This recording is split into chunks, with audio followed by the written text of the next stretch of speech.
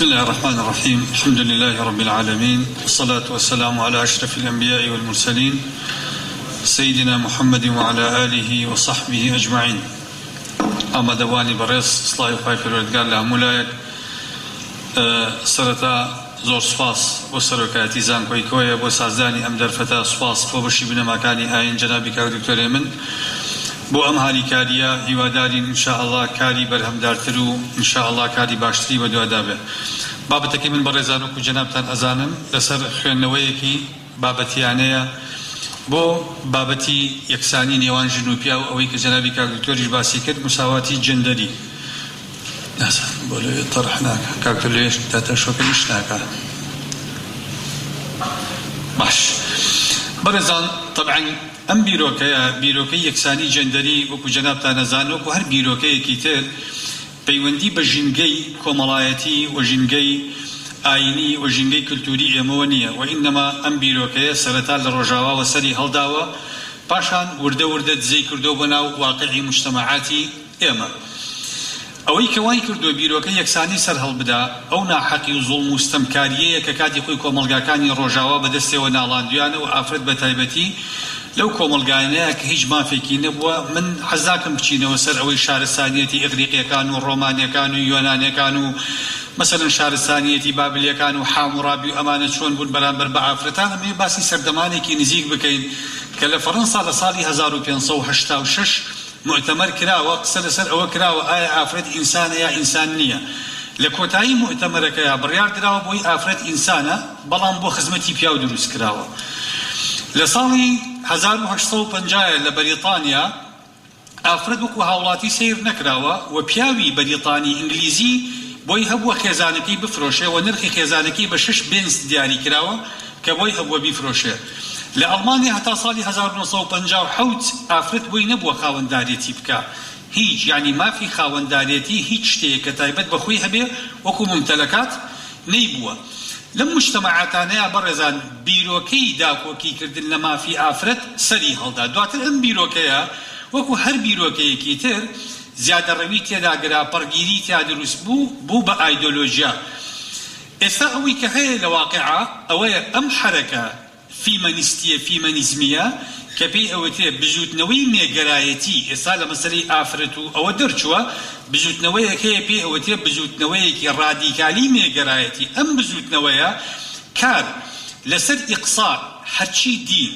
هەرچی کلتور، هەرچی شتێک یاسایەک هەیە کە ئیمانی بە بنەما بیردۆزەیەکانی ئەم نەبێ. واتە هیچ ئاینێک و هیچ یاسایەک و هیچ کلتورێکی کۆمەڵایەتی نابێ ببێ بە بەربەست لە بەردەم چەسپاندنی بیرۆکەی یەکسانی لە سەتی جێندەری لە نێوان ژن و پیاوە. ئەوەی کە ئێستا هەیە بەڕێزان، ئەم حرەکەیە کە پێی ئەوتی حرەکەی فیمەنیستی کە ئەمڕۆ ئێمە لە عالەما کارەکانی ئەبینین و بەداخەوە لەژێر پەردەی داکۆکیکردن لە مافەکانی ئافرەت کارەکە.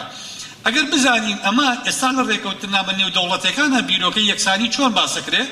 لە ئیعلان القضاء على التمييز ضد المرأة کە ساڵی 1967 ئیعلانێکە کراوە، ئەڵێ التمييز ضد المرأة واتە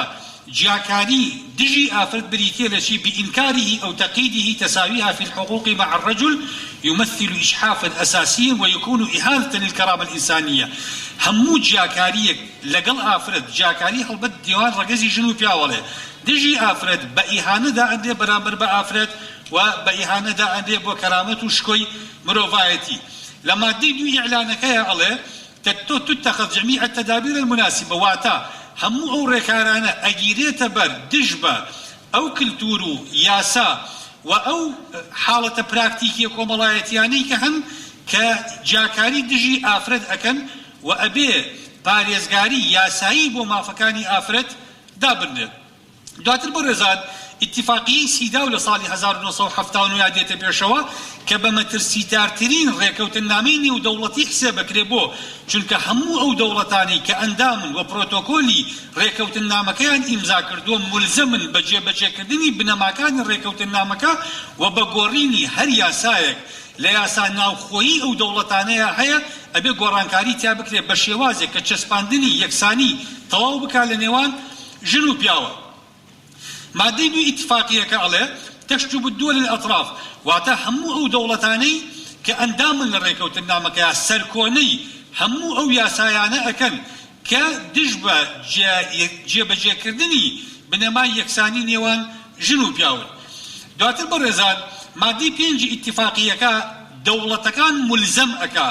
بچی ملزميانك يكم تغيير الأنماط الاجتماعية والثقافية لسلوك الرجل والمرأة بهدف تحقيق القضاء على التحيزات والعادات العرفية. أما ديالتي على بيت دولة كاني أندام الريكة وتنامك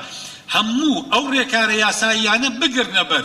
كأخلاقي نمطي ملوفكان واتائما إستالة كولتوري كردواري خوبانا وارا هاجو الملاوكان ما ناوي كربان لناوي كت جاية أبي ناوي كرو كتش لمودوا جانب يعني أقل بياوي كبيني قفي سميالي أو نبو ناوي ناس دار بو آسايي به اگر ئافرەتێکی شێبینی مثلا ناسکۆڵەیەکی جوان ناوی کۆسرەت بوو ناوی جەنگاوەر بوو ناوی دلێر بێ ئەمە کلتوری یەکسانی جێندەری ئاوا ئەخوازێ هەموو ئەو سلوکانە مثلا بۆ پیاو قژی کورد بێ و ژن قژی درێژ بێ با پیاوی قژ درێژ و ژنی قژ کورتمان هەبێ بۆ پیاومان هەبێت پانتۆڵ لە پێکا و ژن تەنورە پیاو تەنورە و ژن پانتۆڵ ژن شەواڵ لە پێکا لەمە دووە واتە بیرۆکەی یەکسانی جێندەری ئەڵێ ئەبێ ئەم دەوڵەتانی ئەندامن هەموو ئەو کلتورە کۆمەڵایەتیانەی ناوخۆی وڵاتەکانی خۆیان یاساکان بگۆڕن کە ئەم یاسایانە پێشێلکاری یەکسانی جێندەری ئەکا. پاشان بەڕێزان دێنە سەر ئەوەی کە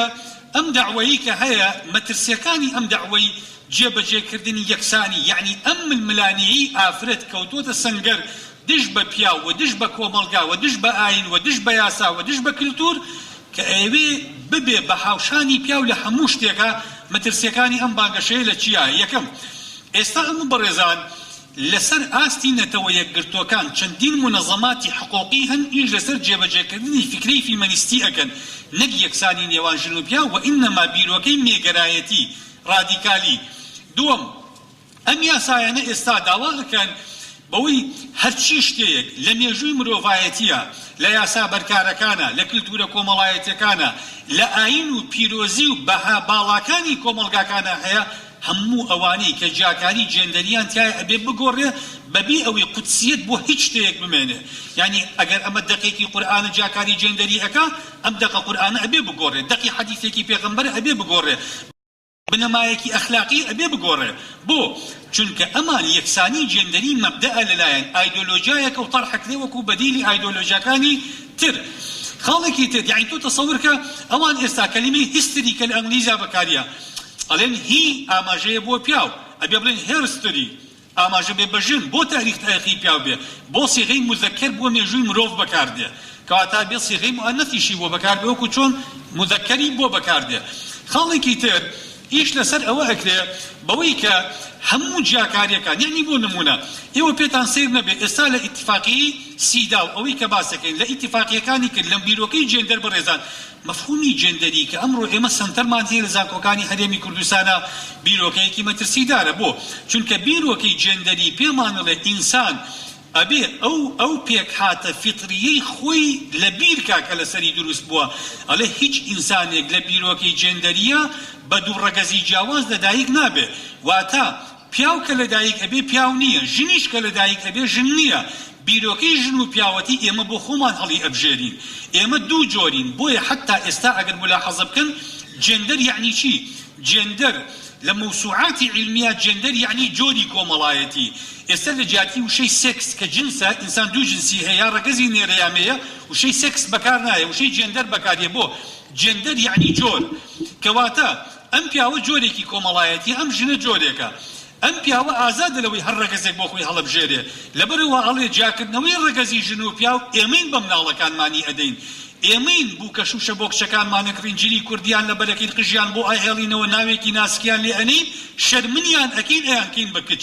هەر ئێمەین کوڕەکانمان چەقاوەسو کوڕەکانمان ناوێکی ڕقیان لێ ئەدەین کوڕەکانمان دەمانچەیان بۆ ئەکرین شۆفڵیان بۆ ئەکرین سیارەیان بۆ ئەکرین لەگەڵ خۆمانەیان بینە دەرەوە فێری شەڕیانەکەین ئێمەین کوڕەکانمانەکەین بە جنسێکی جیاواز لە کچەکان. ئەڵێ بیرۆکی جێندەری کار لەسەر تواننەوەی ئەم جۆرە جیاوازیە ئەکا. بیرۆکی جێندەری ئەڵێ ئینسان کە گەورە بوو خۆی ڕەگەزی خۆی هەڵەبژێرێ واتە ئەکرێ ئافرەتێک ئێستا پێمان بڵێ کاکە من پیاوم حەزەکەم ژن بێنم ئەمە تەواوە ئەمە کارێکی تەندروستە لە بیرۆکەی جێندەریە پیاوێکیش ئەتوانێت پێمان بڵێ من حەزەکەم ڕۆڵی ژن ببینم لە پرۆسەی خێزانە بۆیە ئێستا لە یاساکانی ئومەمی متحیدەیە یەک جۆر خێزانمان نییە کە بریتە لە ژن و پیاوێک 6 جۆر خێزان هەیە کە یاساکانی نەتەوە یەکگرتوەکان دانی پێعەنی وەکو یاسای خێزان وەکو خێزانێکی یاسایی بۆ نمونە خێزانێک کە پێک دێ لە پیاوێک و ژن خێزانێکی یاساییە خێزانێک کە پێک دێ لە دوو ژن خێزانێک کە پێک دێ لە دوو پیاو خێزانێک کە پێک دێ لە ژن و پیاوێک ژن دەوری پیاو و پیاو دەوری ژنە بینیتایە و خێزانێک کە پێک دێ لە مرۆڤێک و ئاژەڵێک ئەمە ئێستا بەپی بنەماکانی نەتەوە یەکگرتوەکان لە مەفهومی جێندەریە ڕێگەی پێ ئەدرێ جێندەر ڕێگە بوو ئەمانە خۆشەکە کەواتە جێندەر بریتیە لە سڕینەوەی بیرۆکەی ڕەگەزایەتی لە ناخی مرۆڤەکانە و جێگرتنەوەی ئەو ڕەگەزەی کە خۆمان هەڵی ئەبژێرین بۆ خۆمان بەبێ ئەوەی کەس بۆی هەبێ ئەم ڕێگ هەڵبژاردەیە لە کەدارکە یا سەرکۆنەکە واتە کەس نابێ بە چاوی کەم سەیری پیاوێ بکا کە هەڵی بژاردۆ ژن بێ لە پرۆسەی خێزانە کەسیش نابێ بە هەمان شێوە سەرکۆنەی هەڵوێسی ئافرەتێ بکا کە هەڵی بژاردۆ لە پرۆسەی خێزانە ڕۆڵی پیاو ببینێ ئەمە یەکێکە لە مەترسیەکانی بیرۆکەکە خاڵێکی تر وەکو عەرزم کردن بیرۆکی فیمەنیزم بەڕێزان ئێستا ئایدیایە ئێستا تەنها حرەکەیەک نییە داوای ماف بکە ئێستا ئایدیای بەدیلە کاتی خۆی مارکس ئیشی لەسەر سراعی طبقاتە کرد دارون ئیشی لەسەر سراعی ئەنواع کرد ئێستا بیرۆکەی فیمەنیزمی ئیش لەسەر سراعی ئەجناسەکە واتە بەرامبەرگرتن سەنگەرگرتنی ژن لە پیاو پیاو لە ژن ئێمە ئەبێ ئێستا ئێمە بەداخەوە ئەیبینین لەو دوو هەفتەیە کە بەناوی تند و تیژی دژی ژنان ئەوەی نەشێ بە پیاوەکرێ ئەوەی نەشێ بە یاساکانەکرێ هەموو یاسا هەموو ئاین هەموو کلتورە کۆمەڵایەتەکان واوێنە ئەکرێ کە ئەمە لە بەرژەوەندی پیاوە بۆ چەوسانەوەی ژن لە کاتێکا وانە ئەم نەفەسەی کە ژنی پێ پڕ بدرێ ئەم نەفەسەی کە ژنی پێ هار ئەکرێ لە پیاو بەڕاستی کێشەی زۆر بۆ دروست کردوین بەڵگە ئەوەیە کە ئێمە ئێستا لە ماوەی 25 ساڵ حکوومەتی هەرێم 300 ڕێکخراوی ژنانمان هەیە کێشەکانی ژنان ئەگەر ئەم ڕێکخراوانە کار لەسەر چالاکی لەسەر چارەسەرکردنی کێشەکانی ژن ئەکەن ئێمە داتای دادگاکان پێمان دەڵێن کێشەی تەلاق ڕوو لە زیادبوونە تند و تیژی خێزانی ڕوو لە زیادبوونە ناپاکی هاوسەرگیری ڕوو لە زیادبوونە بەرتەوازەی مناڵ ڕوو لە زیادبوونە کردنەوەی شەڵتەرەکە ڕوو لە زیادبوونە کەواتە ئەمانە چارەسەری کێشەکان ناکەن ئەمانە بانزین بە ئاگرا ئەکەن ئەمانە واکەن ئافرەت سەنگەر لە پیاوەگرێ پیاو سەنگەر لە ئافرەت دەگرێ ئەمە بووە بە ئایدۆلۆجیا ئێستا لەسەر ئاستی دنیا ئەو حرەکاتانە کە ئیشەکەن ئێستا لە جیاتی ئەوەی مارکس پێمان بڵێ سراعی طبقات هەیە باشە ئێستا بیرۆکەی فیمەنیزمی پێمان دەڵێ سراعێکی لە مجتەمەع سراعەکە لە بینی دوو پێک هاتی جەمسەری لە پرۆسەی خێزانەکە ژن و پیاون بەرکەوتەی یەکەمی ئەمە و قوربانەکەی مناڵە بێ لە بینی ئێمەیە چونکە ئێمە خۆمان داکۆکی کارێکی سەرسەختە بین لە مافەکانمان ئەوەی لە بینی ئێمە و خێزانەکانمانە ئەفۆتێ بریتین لە مناڵەکانمان خاڵێکی تر سلبیاتی ئەم دەعوەیە بەڕێزان خۆی لە چیا ئەبینێتەوە ئەوەیە سلبیاتی ئەم دەعوەیە ئەوەیە کە ئەمە هەموو جیاوازی ڕەگەزیەکان لە بیرەکە باشە گریمان ئێمە بووین ئافرەتمان کرد بە ئافرەت ناوێکی ناسک و جلێکی کوردی و قژێکی درێژمان لێناو فێری شەرممان کرد ئەیکێ ئەو هێزەی کە ڕەحم لە هەناوی ئاوازەرعەکە ئەیکێ ئەو هێزەی کە سنگ بەو ئەدا ئەیکێ ئەو هێزەی کە دەنگی ئەو باریک و ناسک ئەکا ئەیکێ ئەو هێزەی ئەو جاکاریە ناوەکیانی کە لە ناو ئێمەیە هەن کە لە دەسەڵاتی ئێمەیان نییە خۆ ئێمە خەڵقمان نەکردووە خۆ کلتوری کۆمەڵگانی چاندووە خۆ ئێمە ڕەحممان لە هەناوی ئافرەتا زەرع نەکردووە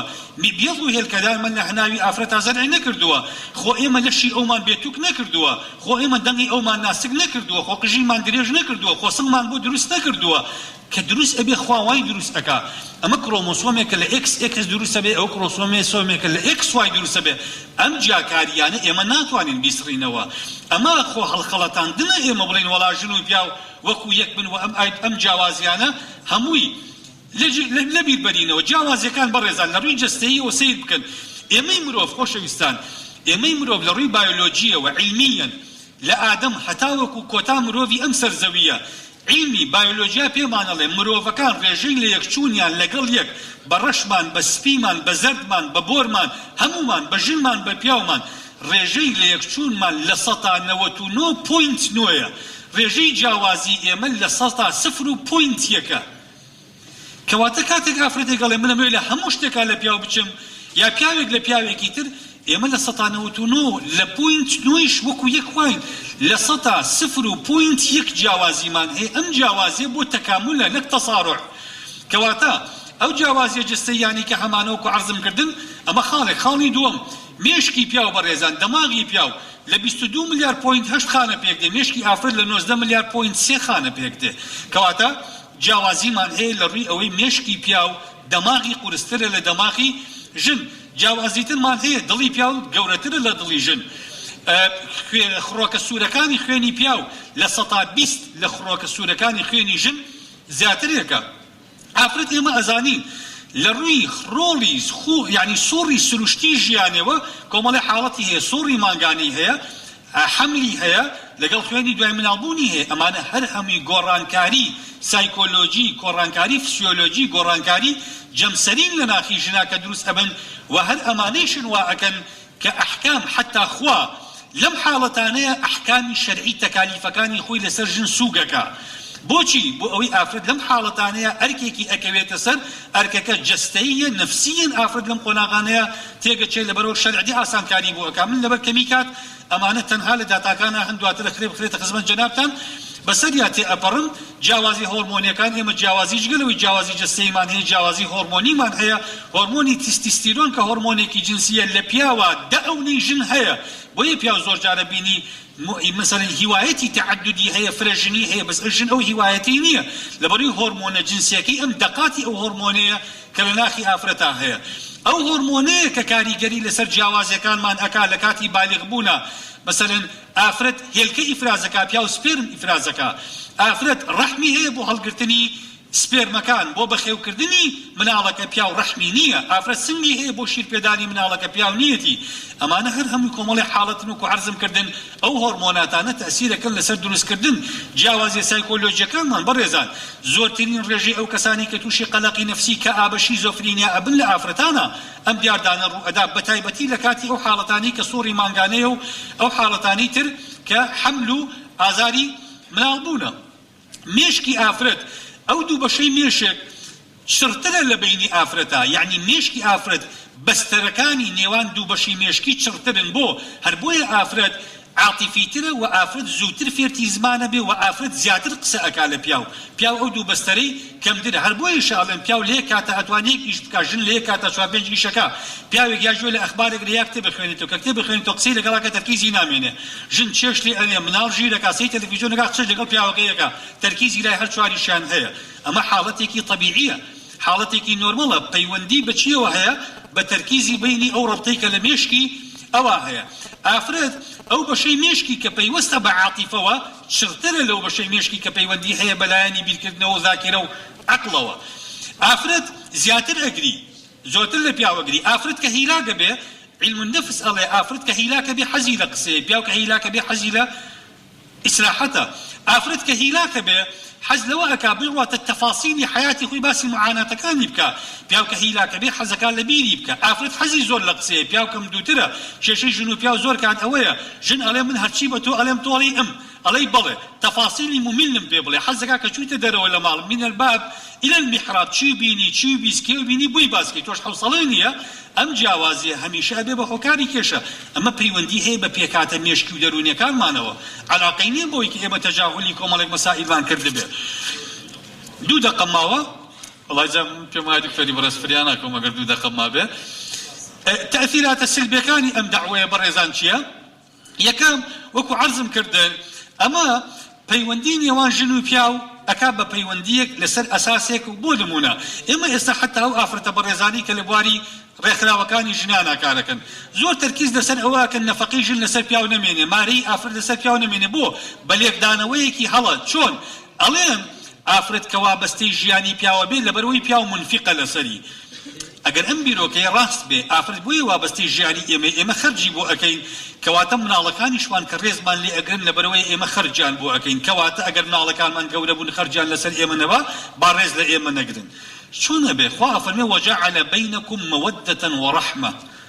مودة ورحمة ئەساسەکە علمی اقتصاد نییە پارە نییە لە بینی یعنی من و خێزانەکەم گریمان من پارەم بێ بۆ ئەوی خەرجکەم ئەو وابەستەی ژیانی من بێ ئەو گۆڕایالی من بێ کە من لە پێکەوتم لە کار کەوتم ئەو پارەی پیا کرد عەکسە بێتەوە نەزەریەکەوە نییە ئەمە ئیدارەی خێزانە کەواتە ئەبێ وەک خۆی بمێنێتەوە خاڵێکی تر ئێستا بەڕێزان خەڵک عزوفەکە لە زەوات ئێمە ئەزانین ئەم بیرۆکەیەشی کردووە بە خەڵک ئێستا وەکو عەرزم کردن بیرۆکەی فیمەنیزمیەت چی کردووە بیرۆکەی فیمەنیزمیەت خەریکە ئیستیغناءەکا لە پیاو ئەڵێ ئافرەت پیاوی بۆ چییە کە ئێمە وەک یەک بین کە یەکسان بین بەعکسەوە تەمەرکوز حول الأنثى ئەڵێ ئافرەت مووقفێکی سیادیتری هەیە لە پیاو گەورەترە پیرۆسترە بەبەهاترە لە پیاو لەبەرەوە ئێستا ئەبینی دیاردەی هاوڕەگەزبازی لەو مجتەمەعاتانی کە بیرۆکەی فیمەنیزمی تایە زاڵە دیاردەکەش بەرەو زیادبوونەشێ بۆ ژن ئیستیغناءەکا لە پیاو پیاویش ئیستیغناءەکا لە ژن پیاو خێزان پێک دێنن ژن و ژن خێزان بەیەکەوە پێک دێنن ئەمە ئیشێکی ترە لە تەئثیراتە سلبیەکانی داهەیەتی شذوذی جنسی بڵاوەکاتەوە لە ناو مجتەمەع وەکو عەرزم کردن ئومەویەت و ئەبەویەت سەر هەڵئەدا طلاق دیاردەی هەڵوەشانەوەی خێزان ئێمە ئێستا وامان لێ هاتووە بۆ ئافرەت کە کەوتە ململانیە لەگەڵ پیاو من و تۆ توەیی کرد پیاو عەقڵیەتی وانییە تەحەمولی ناکە هەڵی ناگری ئێمە کێشە بۆ ژن دروست دەکەین کە ژن ئەکەین بەگژی پیاوە ئێمە کێشەمان بۆ ژن دروست کردووە نەک بەوەی کە ئێمە چارەسەری یاساییمان بۆ کێشەکانی ژن دۆزیوەتەوە چونکە پیاو ئەو خیتابەی پێ قبوڵ ناکرێت نەک لێرە ئێستا ئێمە ڕێژەی باسی توندوتیژی خێزانی ئەکەین لە سوید لە ئەمریکا ڕێژەی توندوتیژی خێزانی بەدەقات لە ئێمە زیاترە کەواتە ئێمە مجتەمەعاتێکی متەخەلیف نین ئەمە دیاردەیەکی کۆمەڵایەتی سروشتیە ئەم جیاوازیانە توندوتیژی دروست ئەکەن ئێمە ئەبێ چارەسەری کەین و تەنسیق و تەفاهم کەین ئەمە قانونی ئەحوال شەخسیە بەڕێزان من ویستم لە ڕێگەن قانونەکەەوە جیاوازیەکی قانونەکە لەکوێ تەطبیقی مەفهومی مساواتەکە لەکوێ نایکە قانونەکە 62 مادەیە عموماً کۆمەڵی خاڵی جەوهەری تایە قانونەکە تطبیقی مەبدەئی مساواتەکە کۆمەڵی خاڵ هەیە تطبیقی مەبدەئی مساوات ناکە جیاوازەکە لە چیا سەر هەڵئەدا بەڕێزان ئەو خاڵانەی کە جیاوازی جستەیی هۆرمۆنی سایکۆلۆجی تایە قانونەکە مراعاتن بۆ ئەمە هاتووە تەوزیعی ئەرک و مافەکانی کردووە ئەم تەوزیعی ئەرک و مافانە ناکرێت بکرێت بە بنەما بۆ تێڕوانینی جاکاری بەڕێزان ئەمە نەزەری تەکاملە وەکو عەرزم کردن قانون نەڵێت نەفەقە لەسەر پیاوە حەزانە لەسەر ژنە ئەمە هیچ جاکاریەکی تیا نییە ئەگەر نەفەقە لەسەر هەردووکمان بێشی حەزانی مناڵەکانەکە لە ماڵۆکیە مناڵ پەروەردەیەکە لە ماڵە ئەگەر ئافرەت ئەرکەکانی بە مقابلی ئەرکی پیاو بێ ئەیکێ مناڵەکە هەڵەگرێت چی ئەو کاتە بێ بشوێن دایکی بەدیلا بگەڕین دایکی جێگرەوە بگەڕین چکە ئافرەتێک بڕوا لە دەرەوە ئیشکە حامیلەیش بێ جەریمەی ئیجباری کەین لەسەر کار چکە پیاو حامیلە نابێ با پیاوەکە کار کە ئافرەتەکە ئەگەر حەملی هەیە لە ماڵەوە بێ پیاوەکە بتوانێت خزمەتی ئەو کە تەنانەت لە دنیای ئاژەڵەکانی شا ئەمانەوان بۆیە بەڕێزان لە کۆتا قسە دکتۆر ئەڵێ کاتەکە تەواو بوو من ئەوە بڵێم